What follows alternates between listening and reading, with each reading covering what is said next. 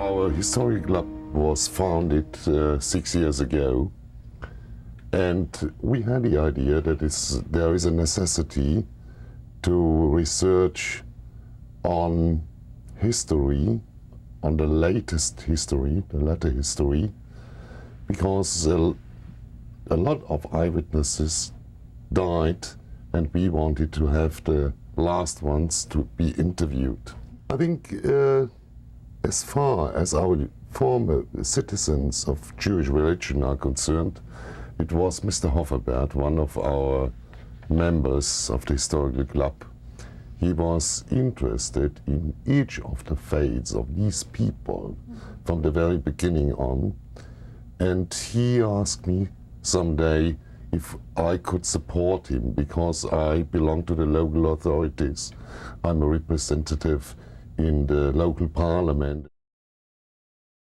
The population of the village we come from has about 10,000 inhabitants, and it consists of 9 smaller villages, and Höchst is the center of it. Our village was a very poor one. There was only one factory nearby where a lot of people worked, but most of the people worked in agriculture, in farms, and they had very small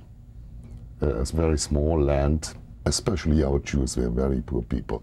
During the war, the food was restricted, and the Jews get their cards and the Christians get their cards. And the cards of the Jews were reduced. They were reduced because they were citizens of minor importance. I was not born at that time, but we spoke to people. When we asked in interviews some elderly people about that time, how they felt, how they lived, they always asked us if we wanted to publish that, because they are still very anxious. We publish it, but your names won't be mentioned. The influence of the Nazis, that can't be explained by them. These people were not willing to be interviewed. It was only the passive population who behaved passively, who was willing to answer our questions. My father was a socialist, and they had quarrels very early with the local Nazis. Yeah, insofar they were never affected with the prejudices against the Jews. But some acquainted people from me, they were affected by it because the propaganda was so overwhelming. Hitler came to government on the 13th of January 1933, and in our village, in this evening, there was a meeting of the Nazi Party and of the Social Party in 2 different pubs. And at 10 o'clock, it was finished. And these different groups meet each other in the marketplace, and 2 people were shot. One was the leader, the chairman of the Social Democrats. Another one was an SR man. 8 of these people were punished, or sentenced to prison between 6 years and 10 years. Yeah. The people who were sentenced were the socialists? Only the socialists. And there was a process after the war, and the leader of the regional Nazis, he confessed at court that he shot his comrade from behind. It was an accident. But these people had to go to prison. Yeah. What changed in my village? First, the mayor was changed. Before, there was a socialist. He was chosen by the population. When the Nazis came to government, they made a law that the results of the latest Reichstags election has to be transformed. So only 5 representatives, 4 of them belong to the Nazi Party. In the very beginning, there was only the propaganda that was made throughout the country. And that meant nothing to the Jews in the very beginning, because most of them believed, they had a very firm belief that nothing could happen to them. They were Germans and not Jewish. And insofar, there was, in the beginning, there was no problem for them. But in 1934, because of several amendments and laws, that changed. So by the time of November 10th, 1938, what we call Kristallnacht, then what happened in Höchst then? That night, it was a robbery. It was not a political action.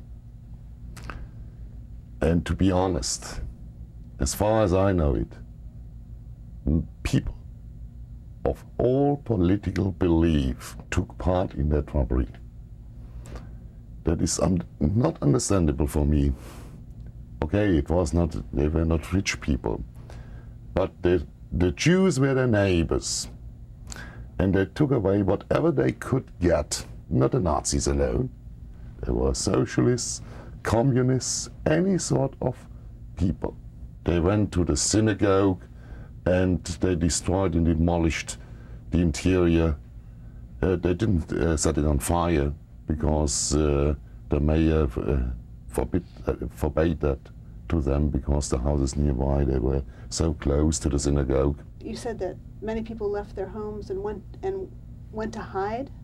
They went into forest. They went to the forest. They went to their relatives in the bigger towns where they thought to be protected. Mm-hmm. Yeah. Some of them came some days later back. We had 2 transports in 1942 and 1943. They were taken by truck. One of the SR men in Höchst area, he told one lady, one Jewish lady, Mrs. Kramer, because she asked for something she had left at home when she was on the lorry, at the lorry. He said, "It is not necessary, Mrs. Kramer, to go back. Where you come, you won't need anything."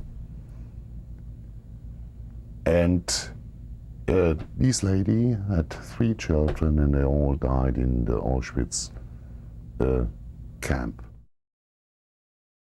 I know some examples when people, German people, gave food to them during the night because they were afraid of being persecuted by the Nazis. Most of the population behaved passively because they were afraid of these people, not of the Jewish people, but of the party. There was a small shop run by a Christian. They sold vegetables. 2 elderly Jewish women, they were unmarried, and they were they hadn't the best health. They went to that shop in 1942, short before the closing time.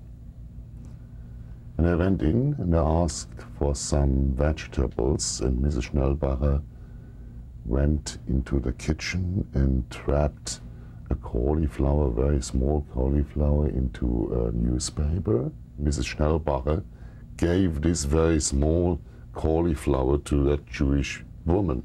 The following day, this Mrs. Schnellbacher was arrested, and it took 6 weeks to get her free. It is very difficult to teach the children about these happenings, about these happenings in the years of the war and before. There's a difference between what people say and what people feel. And the people who feel guilty, they don't tell that. And the younger people, they don't feel responsibility for that.